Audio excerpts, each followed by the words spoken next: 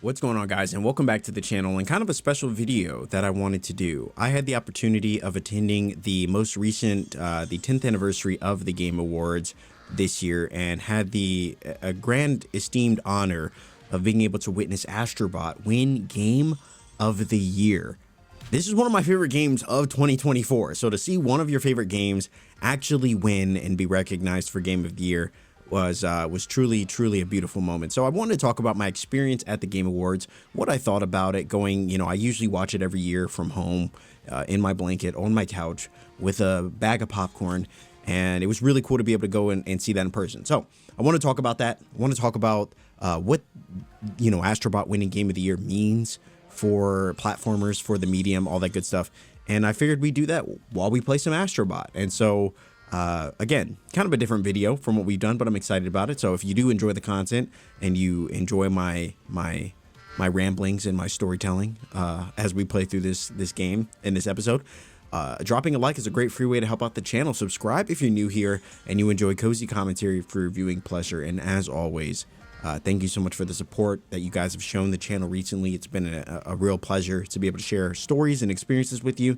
Stories just like this one. Without further ado, guys, we're not going to waste any time. Go ahead and sit back, relax, grab some snacks, and let's do this.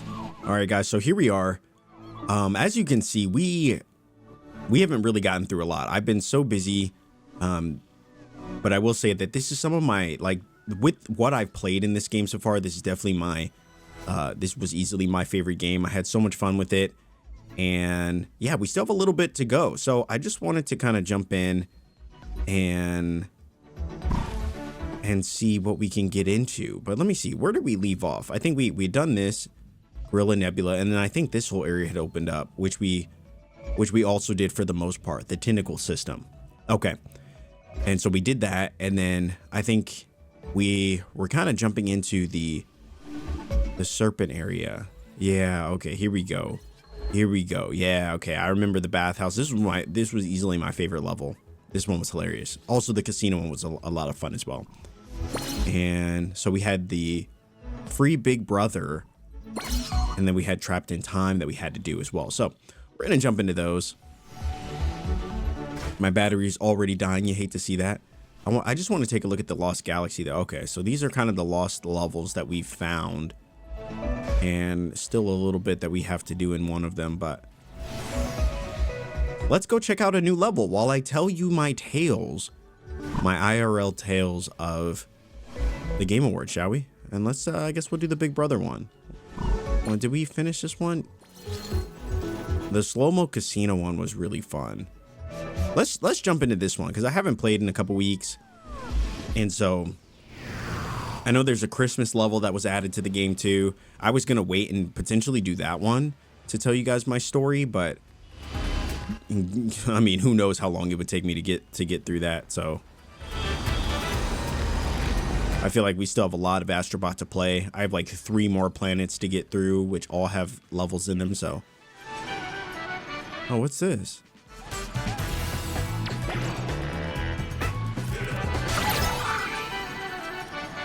Oh, okay. Oh yeah, I forgot. So you can pay 200 of your coins, and you can get,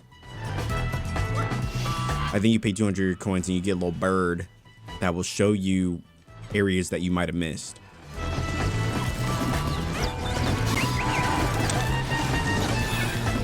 Okay. All right, so my tales. Let us begin. Let's begin with my tales of my time at the Game Awards. So a couple months back, or I think it was announced that the Game Award tickets would go on sale back in November or something like that. And so we bought tickets to go. Honestly, I got the tickets probably right around the time that they went on sale, and they were already almost sold out. So all that aside, I was able to get tickets, which was really exciting. And then the day came, and it was really cool. I got to, go to LA and see the iconic Peacock Theater, which I'd heard so much about, and the historic LA Live area. And so to be able to see it in person was pretty cool. To see the Game Awards sign in this little, they had a little digital sign out over top the Peacock Theater that tells you a little bit about the events that are happening, or coming up and all that stuff. We barely got started. Anyway, apologies guys if this is a little scuffed. I'm gonna try to play.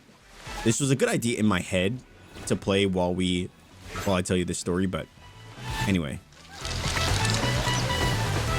Just want to try to do something a little different in this video. Anyway, so I got to the Peacock Theater. It was really exciting. Tons of people there, man. Tons of people. I actually was not expecting. Oh, I forgot that we could do this. I wasn't expecting there to be as many people as there were. There was a ton of people, and I was hoping that I would see some industry legends, which I did see. I saw a couple folks that I recognized, and that was really surreal just to see. It felt like seeing celebrities. These are gaming figures that I have seen. I've watched over the years. Many of whom I've admired, and so to see them was really cool. I saw a couple people. I was hoping I'd see like Neil Druckmann or someone like that. I thought that would be really, really cool. Maybe Troy Baker. But I saw Jake Baldino, who I think does the segment on. I think he does the segment. I forgot what the YouTube channel was, but it was Before You Buy. And I've watched those pretty much. Those have kind of for the longest time been my kind of my go-to source for like finding out if a game is if it's worth buying, and or at least just to get like the kind of another opinion about it. And so that was really cool. I actually came across him in the bathroom, which was funny. And so yeah, I got to my seats, and the award show was cool. It was a really interesting experience. It's kind of like to see something in person that you've only kind of envisioned, or you've only seen on TV, and kind of see the whole production side of it from a live perspective was really cool. It like gave me a whole new appreciation for like the guys who are out there like setting up these events and stuff. And in many ways, it's kind of like a dream job for me. Like I always kind of wanted to do something like that, just something with events that I'm really passionate about. Obviously something in the gaming industry would be like ideal, but yeah, just something in which you could work with like the folks who make this stuff, who make this stuff happen. I like to learn how things like work, and what makes like the, what do they call it? The, kind of what makes things go, has always kind of been really interesting to me. So it was cool to kind of see it. Obviously it's kind of like a surreal experience. And so being in that room and seeing all the cameras and stuff, and seeing Jeff Keighley like live was really, really surreal. Like, I mean, when I tell you guys, I've grown up with Jeff Keighley like that.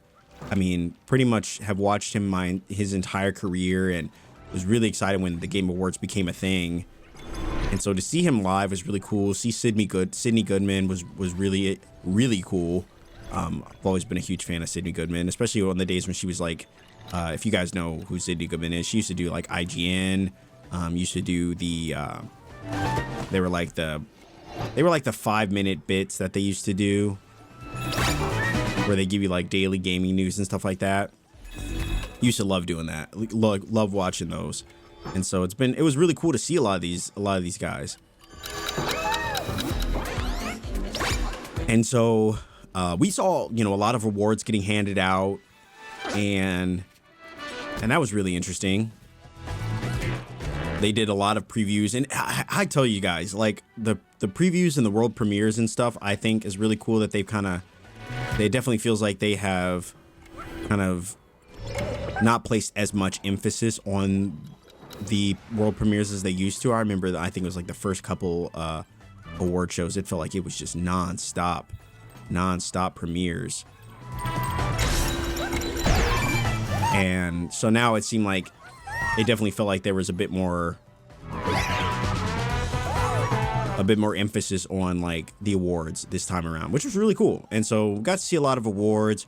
Obviously starting out the show, they kicked things off in a big way with the world premiere for The Witcher 4, which we already knew, like, The Witcher 4 was in like full scale production. CD Projekt Red is a really big team, and so they've got the whole studio working on that. So I can't imagine it's gonna be. I don't know. It's hard to say. I don't know how long of a wait it will be before we get our hands on The Witcher 4, but I would assume maybe, I don't know, if they have the whole team on it, the whole team is working on that game, maybe 2026, 2027, I would assume. But yeah, it was really cool to have the show start off with that. Usually you would expect them to save a big reveal like that, you know, for the end of the show, but they did have a big reveal. That was Intergalactic. Naughty Dog's next big game was revealed. So that was really cool. But yeah, overall it was a great start to the show, and then the rest of it was a lot of other world premieres that were really exciting. I think some of the most notable standout ones for me obviously be The Witcher 4, you know, Final Fantasy 7 Rebirth coming to PC, which is exciting for me because obviously, as many of you guys know, I got a Steam Deck now, and so I'm really excited to be able to play Rebirth on the go, which will be really fun. And what else? What else was it? What else was mentioned? I think it was obviously Naughty Dog's, you know, next big game being mentioned is obviously like that's a huge thing. And so that was really exciting. Hazelight Studios with their next big co-op game was really exciting. So those are just a few that I can name that I'm really looking forward to.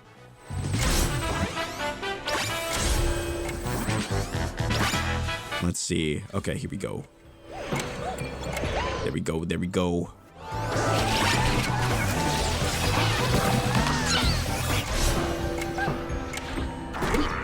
Oh, ripperonis.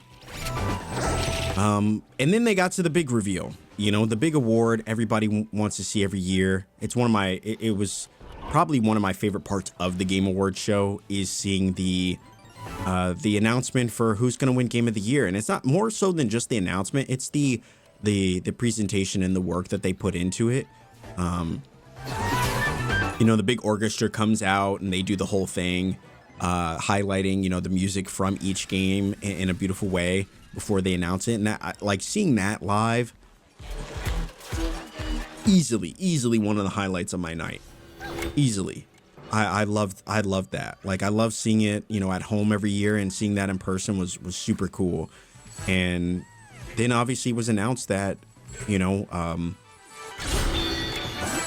it was announced that Astrobot was going to win, or that it had won. And let me tell you, like, when I tell you the entire room erupted, like it was insane. Like, and I'll tell you guys why that was such a big deal. It was a big deal for a lot of reasons. Like, obviously, I think a lot of people went into this. They went into the Game Awards thinking, you know, Black Myth Wukong had it in the bag. I know that there was obviously a lot of outrage. They even poked fun at it during the award show about how a DLC was nominated for Game of the Year, which it definitely shouldn't have been. I mean, there were plenty of other games that they could have nominated. And so to have a DLC get nominated was just kind of, I think it rubbed a lot of people the wrong way, because it was like, what exactly is the criteria for being nominated? I mean, if anything, it should be a full-fledged game. You know, DLC of the year definitely could be like its own category, but obviously I'm not going to get into that whole thing in this video. I want to point to what's important here, and that is obviously Astrobot winning. And so the whole room erupted. It was just so full of excitement. I think a lot of people expected that it was going to go to Black Myth Wukong. If anything, if Black Myth Wukong didn't win, you know, it would go to Final Fantasy 7 Rebirth. But to see it go to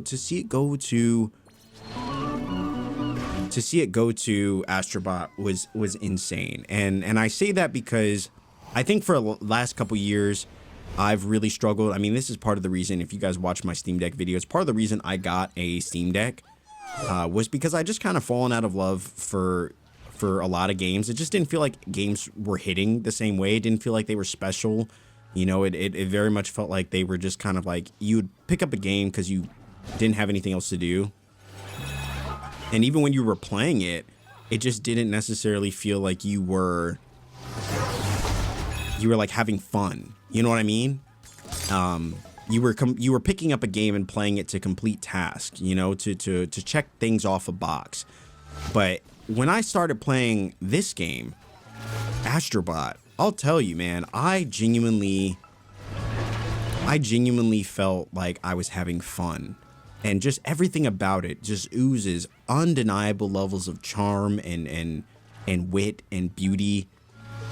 You know, it doesn't have like some, you know, it doesn't have some celebrity kind of acting in the game, which is not to say that that takes away from the game, but it's just to say that they use what makes a game beautiful at its core, and that's great gameplay, incredible score that ties very well into the experience, you know, and each level that you play in this game just feels unique. It feels different, you know. It doesn't feel like it's a carbon copy of the last level. So I don't know, there's just so much in this game that as I was playing it, I genuinely felt like I was having fun, you know, and just having just a good old time, just gaming. And you know, I think through the time that I had spent playing this game, I knew that it deserved to win, but I think there's just such a chokehold that I think Soulsborne games have on the industry right now and on gamers. I think gamers just love these like brutally challenging games, which is nothing wrong with that for sure. Nothing wrong with that at all. But I think after the Elden Ring hype, I think there's just a lot of people who really love those games. So for Black Myth Wukong to come around and kind of be, not to say that it was a carbon copy of Elden Ring, but it was like a Soulsborne game, you know? And you know, if you know, seeing on Twitch and stuff like that, everybody was playing it, but not as many people were playing Astrobot. And so, but this is the kind of game that I lean to. This is the kind of game I love. And I've always been a fan of platformers. You know, I've always been a fan of the platforming genre. I just think these games are fun. I grew up with Mario, grew up with Ratchet and Clank, grew up with Jak and Daxter, you know, Crash Bandicoot. Like I love platformers. And it's very much felt like over the last couple years, like platformers have kind of been dying out. It's almost like studios don't want to invest in them anymore. Like they don't bring in as much money as other games, you know. And it was really nice to see Sony, you know, put their faith in Astrobot and have it be considered such a success, and not only be considered a success, but actually win. You know, win the big award, which I think is only going to further Sony's push into this franchise and into this character and this world. And I feel like after winning Game of the Year, you'll almost, I mean, it's almost certain that you'll see a Astrobot 2, you know, or at least I hope that you would. The integration of this game, you know, as you're playing it with the controller is also really good. And I think this game is just like the first game that I feel like I've played on PS5 that feels like a PS5 game, outside of like Ratchet and Clank, which I think felt like a true PS5 experience, and Returnal, I would say is another game that feels like a true PS5 experience. But Astrobot like fully takes advantage of everything that makes this console unique, from the controller, the way, you know, the haptics like react to just every footstep, to the rain that's falling. Like even as the rain is falling now, I'm feeling little rumbles on the controller, little droplets that just continue to highlight like that it's raining, stuff like that. It's just so cool. It's so cool. And so let's see, we got a couple, I think we got like one or two more, right? Let me see. Oh, there's one over there. And so yeah, I really wanted this game to win. I just was worried that it was not going to win, that it was going to be beaten out by Black Myth Wukong, or it was going to be beaten out by Final Fantasy Rebirth. So the fact that it didn't and it won, I think is huge, not just for the game, not just for Sony, but it's huge for, you know, it's huge for platformers as a whole. Like I think this game winning, it signified to the industry that platformers are very much alive, that there is a need for platformers, that there is a market for them, that people just want good, fun platforming games. And that if you make a good game, it'll sell and it'll make money. And nothing about this game feels like a cash grab to me, you know? It doesn't feel like this game was made as an effort to monetize the, you know, the pockets of players, you know? It feels like Can I ground pound or anything? Oh, I forgot. You gotta do a little spinny spin.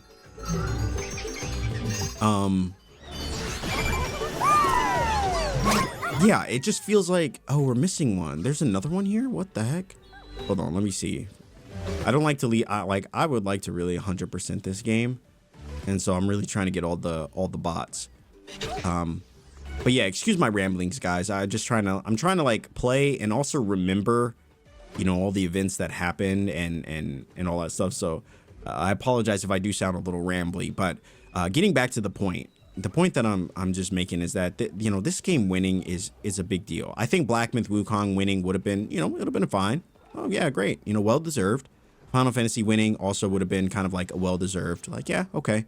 I think in many ways a lot of people would have expected that, you know. Oh, here we go. But this game winning, I think, and I said this before when it was nominated, that if it won, it was going to be a big deal for the industry because again, it would highlight that platformers are very much alive, that there's a market for them, people want them, and you know, it very much felt like a David and Goliath kind of thing. It felt like this game, you know, or Shadow of the Colossus kind of experience, I should say. It's like Astrobot was this little like spunky hero going up against the likes of very, you know, big titles. Black Myth Wukong, very big game. You know, Metaphor ReFantazia was another game that was really big, and there was a lot of people who assumed that Balatro was going to win Game of the Year. And so to have this game come out and win, which felt like the game that was, in my opinion, the most deserving, you know, based on just everything that this game has to offer. But it you know, it wouldn't have surprised me if it didn't win. You know what I mean? Just because there was such high competition, and you know, it sometimes feels like it goes to the most popular game sometimes versus the game that's the best. And so, you know, to have this game come out and win, I think was really a big deal. And I hope that because it won, that it will highlight some, it will, you know, will encourage some other developers out there to make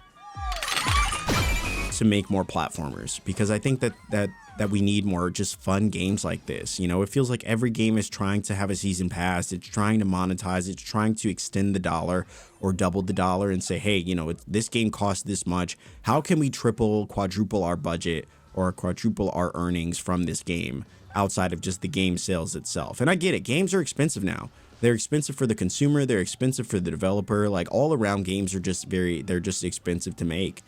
And, you know, it makes sense that companies would want to or need to, in order to stay alive, you know, kind of maximize that dollar. But it's gotten to a point now where it feels like every game is trying to do that. Games that don't even need to do that are still doing that, or they're using games to maximize profits into other games and all that stuff. And, you know, it's just a whole thing now. And so it's beautiful when a game comes out. It feels complete. It feels done. And it doesn't feel like it was trying to extend its, you know, extend how much money it can make from you, you know. And so that's what I really enjoy about this game. And it just makes me really happy that it comes out, and not only did it come out, but it was so well received that it got nominated and then it won. So I'm just really happy about this, man. I really am. Like, I think that it's such a big deal for this game to win. And again, it was going against some heavy hitters. It really was. It was going against some heavy hitters. A lot of competition. I was really hoping there'd be like a bot down there. And this only takes us back. It's interesting.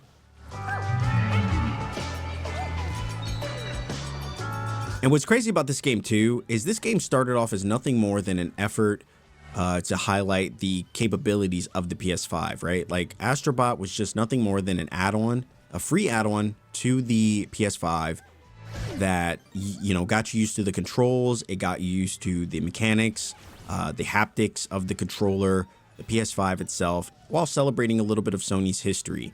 And for this game to come out and also, you know, kind of be a way in which Sony is celebrating its 30 years, right?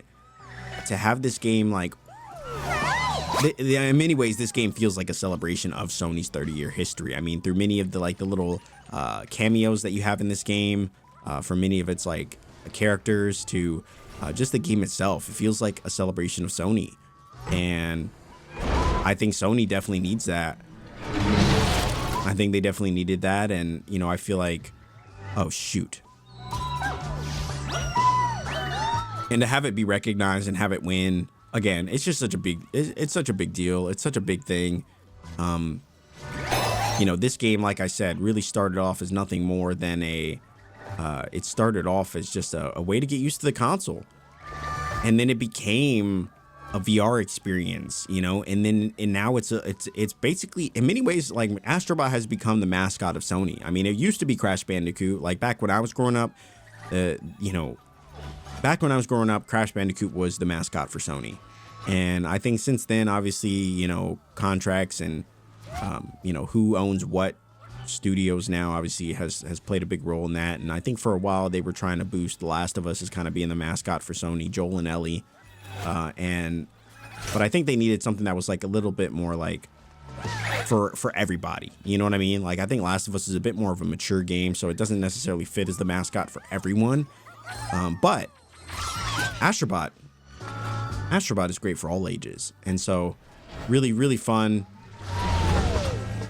really cool to be able to like have this game be, you know, and a robot that doesn't speak, right? So he could kind of be whoever you want it to be. Just a cute little charming little fun little robot, you know, full of life, full of personality, and you know, and just so full of charm, and have that kind of be the mascot for Sony. So again, I just say all that to say, guys, like this game winning, it was more than just winning Game of the Year. It was a revitalization of the genre as a whole. It sends out a message to the industry, to other developers out there that have maybe questioned, maybe weren't so sure if they should jump into, you know, back into the platformer genre.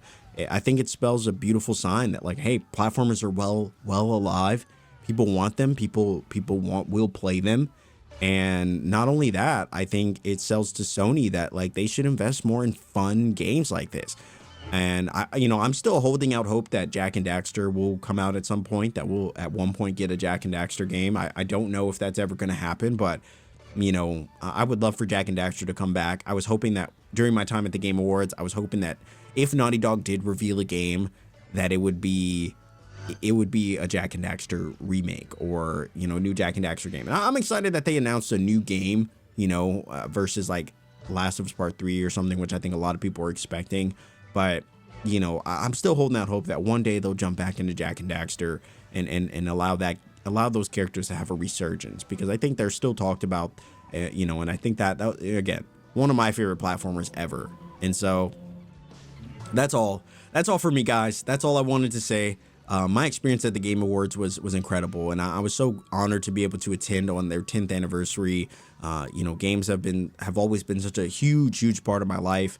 I don't think there's really ever been a lull in which I've, you know, stopped gaming or wasn't gaming as much. You know, I've always been a gamer at heart. It's always been one of my favorite, you know, activities, one of my favorite hobbies, and you know, to see where it's come and see where it's going, I think was really one of my favorite parts of you know, obviously the Game Awards. So I don't know, I may do like another video talking about the Game Awards and some of those things, but I really just wanted to kind of just make this kind of my overview of that experience and talk about the Game of the Year winner, you know, Astrobot and all that kind of stuff. It was a fun experience. It really was. I had such a great time. You know, it was everything that I could have hoped for and so much more. I'm hoping I get to go next year, but you know, yeah, we'll see. If you guys enjoyed this content though, you want to see more videos just like this, me rambling on, telling stories as we play through games, you already know what to do. Dropping a like is a great free way to help out the channel. Subscribe if you're new here and you enjoy cozy commentary for your viewing pleasure. And as always, guys, thank you so much for the support and the love. It really means the world, and I enjoy sharing stories just like this one with each and every one of you. So as always, guys, hope you're safe, hope you're doing well. Thank you for watching, and I will see you in the next video.